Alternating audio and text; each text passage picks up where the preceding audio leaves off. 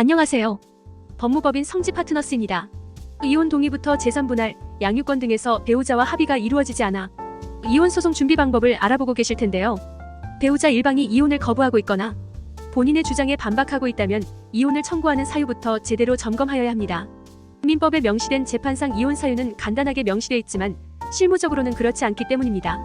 많은 분들이 배우자의 부당한 대우, 악의적인 유기, 부정행위를 문제 삼아 이혼을 청구합니다.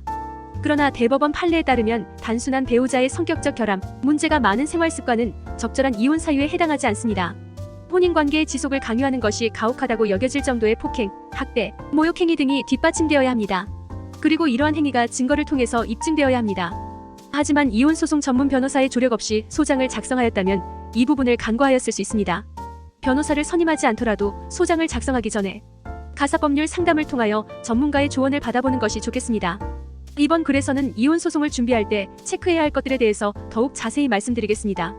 기본적인 이혼소송 준비 서류. 소송을 통하여 이혼에 이르는 경우 소장을 작성하여 주소지를 관할하는 가정법원에 제출합니다.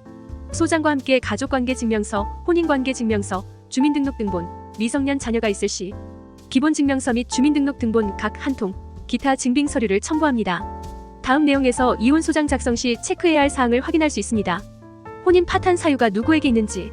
이혼 사유는 혼인관계 파탄의 원인이 상대 배우자에게 있다는 점을 밝히는 것입니다.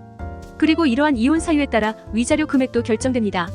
하지만 이혼 사유가 명확하지 않으면 상대 배우자의 반박 주장으로 인하여 이혼과 위자료 청구가 기각 결정될 수 있습니다. 그렇기 때문에 이혼 소송 준비 시 제일 먼저 체크해야 할 것은 혼인 파탄 사유입니다. 재판상 이혼이 성립되는 원인에는 부정한 행위, 악의적 유기, 배우자 또는 직계존속의 부당한 대우, 3년 이상 배우자의 생사불명, 혼인을 지속하기 어려운 중대한 기타 사유가 있습니다. 특히 배우자의 부정한 행위와 혼인을 지속하기 어려운 중대한 사유가 발생하였을 때부터 2년이 경과하였을 때는 이혼을 청구하지 못하는데요.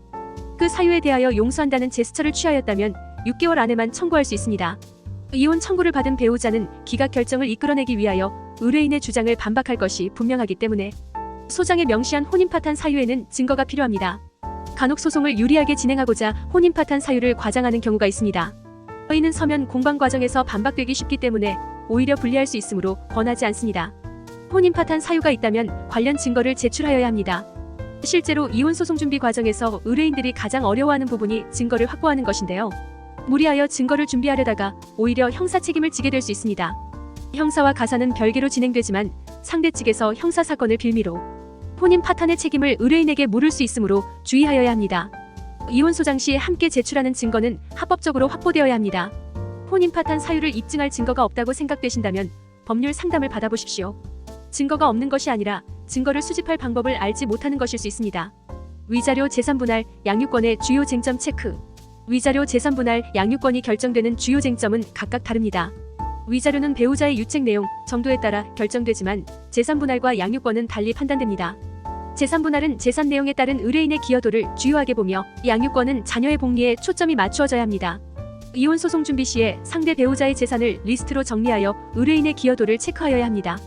결혼 전에 상대 배우자가 본인의 명의로 아파트를 매매하였지만 대출금을 의뢰인이 함께 갚았다면 해당 부동산에 대한 지분이 의뢰인에게도 있음을 주장하여야 합니다. 또한 양육권의 경우 혼인이 해소된 이후에 아이의 안정된 생활을 위해서는 의뢰인이 맡아야 함을 양육계획서를 작성하여 증명하여야 합니다. 양육자로 지정된 일방은 상대로부터 양육비도 청구할 수 있습니다. 이혼 소송 준비 시에 필요한 서류부터 소장 작성 시 체크해야 할 내용까지 말씀드렸습니다. 실무적으로 이혼 소송은 양측이 혼인 파탄의 책임이 누구에게 있는지 밝히는 과정이 주를 이룹니다. 그리하여 부부 간의 문제는 일방에 있지 않은 경우가 많습니다. 결국 이혼 소송은 누군가에게는 결혼 생활을 되돌아보고 반성하는 계기가 되며 누군가에게는 고통스러웠던 혼인 생활이 청산되는 날이 됩니다. 성지 파트너스와 함께하는 의뢰인분들에게는 새로운 시작이 될 수 있도록 조력하겠습니다.